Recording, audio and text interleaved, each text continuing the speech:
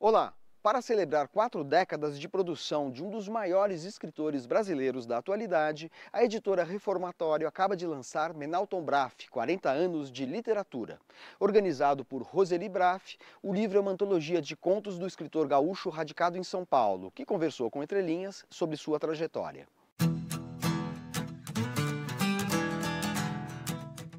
Roseli, como é que surgiu a ideia de celebrar os 40 anos de literatura do Menalton Braff? Em 84 foi o ano em que o Menalto, ainda Salvador, publicou os primeiros livros, um de contos e o romance. E aí eu pensei que 40 anos na labuta da literatura no Brasil mereciam uma comemoração. Como ele tem 5 livros de contos, eu pensei em selecionar contos destes 5 livros e montar um volume. Modestamente falando, eu acho que são os melhores contos que estão aí.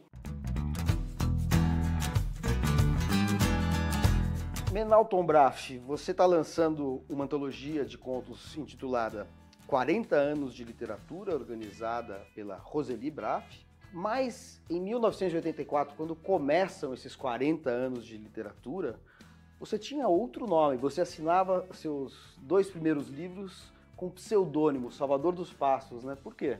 Em 1964, eu estava na universidade e nós fazíamos um movimento quase que diário contra a usurpação do poder que foi feito pelos militares. E com isso eu fui condenado. Eu fui condenado, mas não fui preso. Eu escapei. Eu escapei de Porto Alegre e vim parar em São Paulo. Só que eu não podia usar meu nome verdadeiro, porque ele tinha saído em jornais. Quando eu tive essa necessidade de não usar o meu nome, porque eu ainda estava, sei lá, para ser preso, né? Então eu escolhi o nome desse bisavô, que era uma pessoa bem rústica, uma pessoa da roça e que gostava de poesia. O que dos primeiros livros, escritos como Salvador dos Passos, a gente encontra nos livros A Partir de A Sombra do Cipreste? A linguagem, a atmosfera, essa atenção, que é uma característica da sua literatura, a um momento, né? A sua literatura não é de muito enredo. Os enredos são meio elípticos. O que interessa é a sensação, a crispação do momento, a descrição que é ao mesmo tempo exterior e interior, né? Sim. É algo que é transversal na sua obra, embora alguns livros tenham um desenvolvimento de enredo maior. Mas, em geral, a tônica é essa, né? Engraçado, é assim que eu gosto de ler. Nesse sentido, em todos os sentidos literários, para mim, o grande romancista brasileiro é Machado de Assis, o maior, na minha opinião, o maior. E é alguma coisa assim que, lendo o Machado de Assis, é uma coisa que a gente vai se impregnando daquilo, de trabalhar a interioridade, trabalhar mais o que está por dentro do que a ação visível, né? Mais o invisível do que o visível. Na Muralha de Adriano, eu quis falar assim das muralhas, os impedimentos. Às vezes a muralha sou eu mesmo que me imponho uma muralha. Existem as muralhas verdadeiras, né? As muralhas físicas, materiais, né?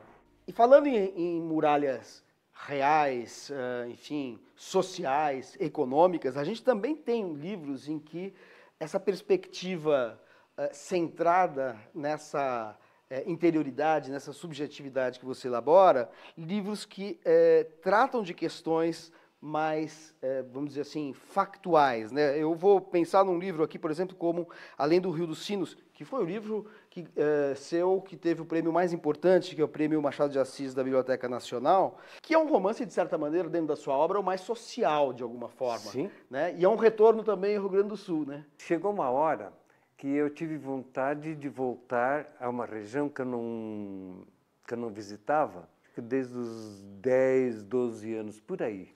E era a região de onde saíram os meus pais, os meus tios, meus primos, todo mundo, meus avós, eram todos dessa região. Do Rio dos Sinos. Do Rio dos Sinos. a diferença do nível o padrão de vida das pessoas da várzea comparando com as pessoas do morro. Então, a questão social lá no Rio dos Sinos é uma questão geográfica, porque no morro não dá nada, é só pedra, mato, urze, é muito difícil. Foram coisas assim que eu percebi nessa viagem, né? Eu não pensava em escrever um livro, né? Mas eu cheguei em casa, sonhava com aquilo, eu pensava naquilo. Eu pensei, tem um jeito de me livrar dessa história, é contar como foi essa viagem. Você é um escritor de linguagem, né? É um Sim. escritor que a gente, assim, desde a primeira linha, percebe um trabalho com a linguagem, uma densidade, uma intensidade na sua linguagem que é característica de todas as suas narrativas. Focando mais no livro que te deu maior visibilidade, a partir do qual você se tornou o autor mais conhecido, A Sombra do Cipreste, o que mudou na sua escrita, na narrativa curta, desde este livro até hoje, até o último livro de contos? Esse livro foi uma inflexão do meu pensamento literário. Eu comecei a me preocupar muito com a expressão. Antes eu me preocupava muito com o conteúdo. Na realidade, o que caracteriza a literatura é a preponderância da expressão sobre o conteúdo. Uhum.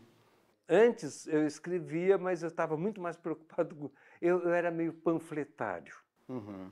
Neste livro eu pensei, não, aí eu não estou fazendo literatura, eu estou fazendo panfleto. Essa mudança de atitude é que veio acontecer na Sombra do Cipreste. Eu acho que, principalmente no conto, em certo sentido também no romance, mas principalmente no conto, nada pode ser ornamental. Uhum. Tudo tem que ser funcional. Mesmo a descrição tem que ser funcional. Ela tem que colaborar com o desenvolvimento do tema, com o desenvolvimento da história. A descrição tem que ter um sentido, além de ser apenas uma descrição. E é isso que eu procuro fazer, né? Mesmo nas descrições, sempre você vai perceber que está ligada à narração, está ajudando a narração ou está ajudando o tema, o desenvolvimento do tema. Alguma função tem que ter.